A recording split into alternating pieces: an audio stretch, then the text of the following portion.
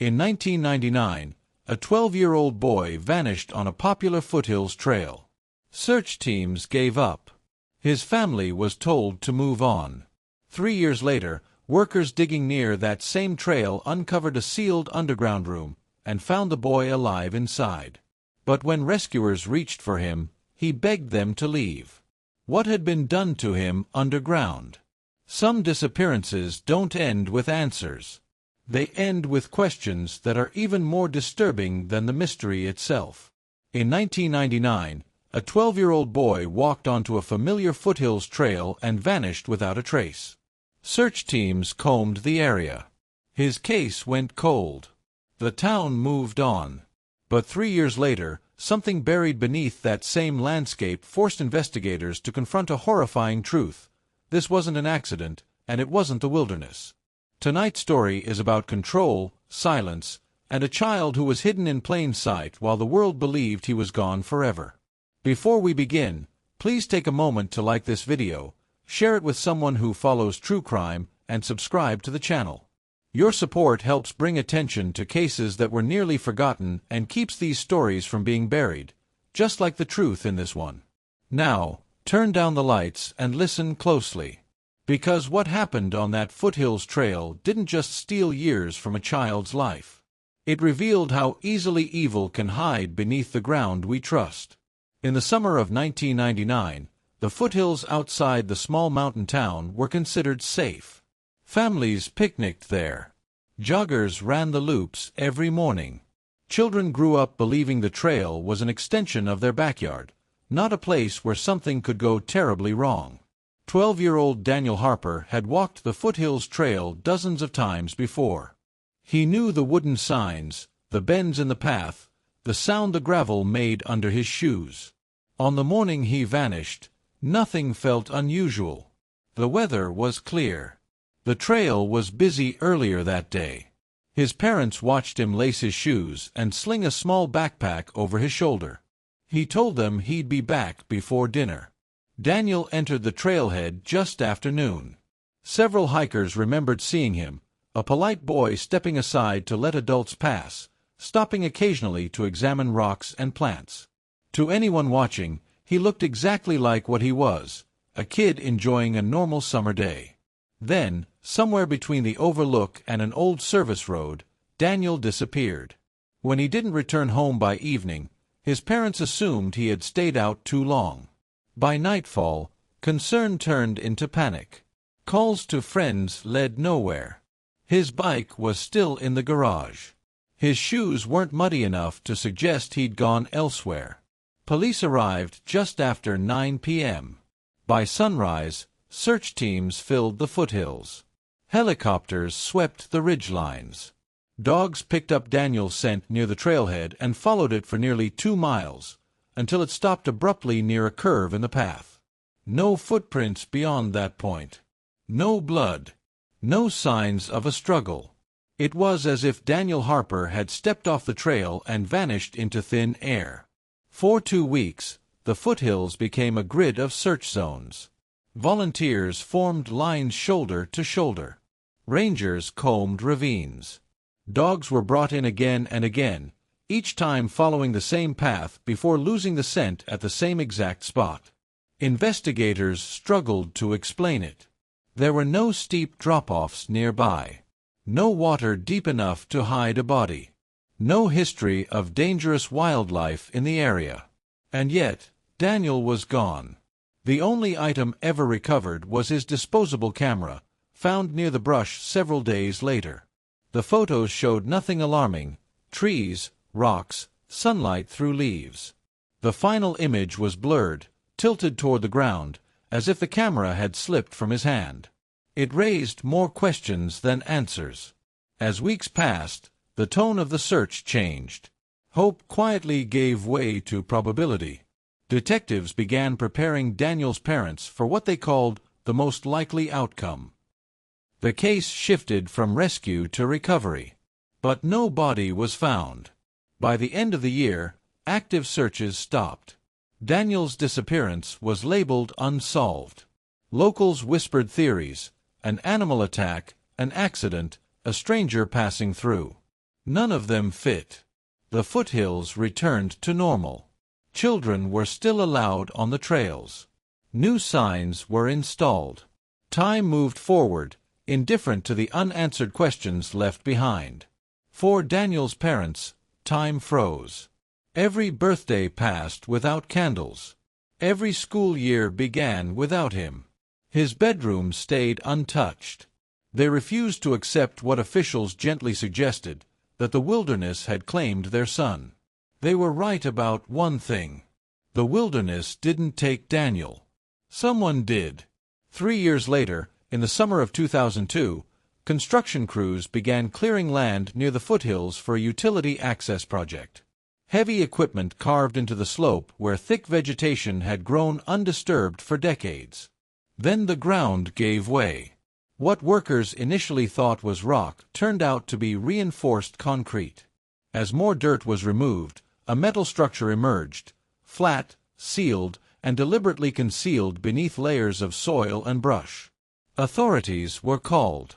A steel hatch was uncovered, fitted with a locking mechanism badly corroded by time. When it was finally forced open, the smell hit first: stale air, rot, human waste. A ladder descended into darkness.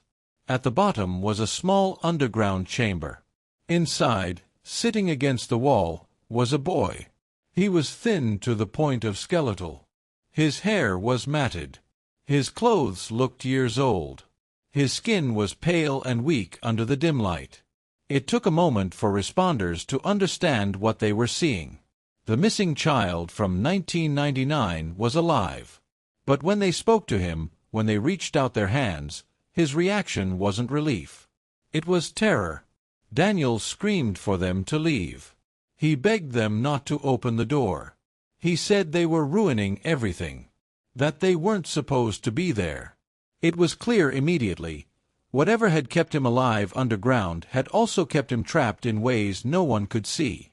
Daniel was sedated and transported to the hospital under heavy supervision.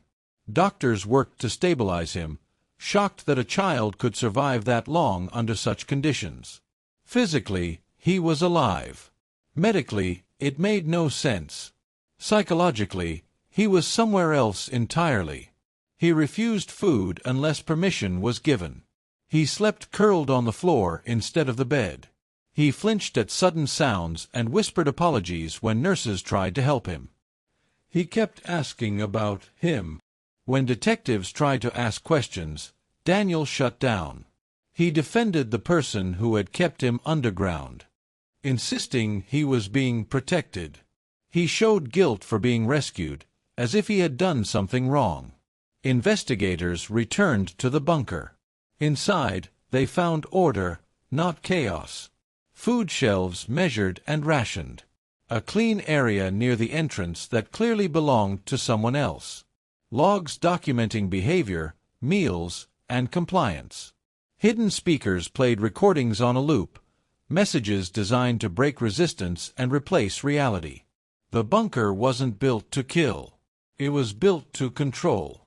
Daniel hadn't just been imprisoned. He had been conditioned.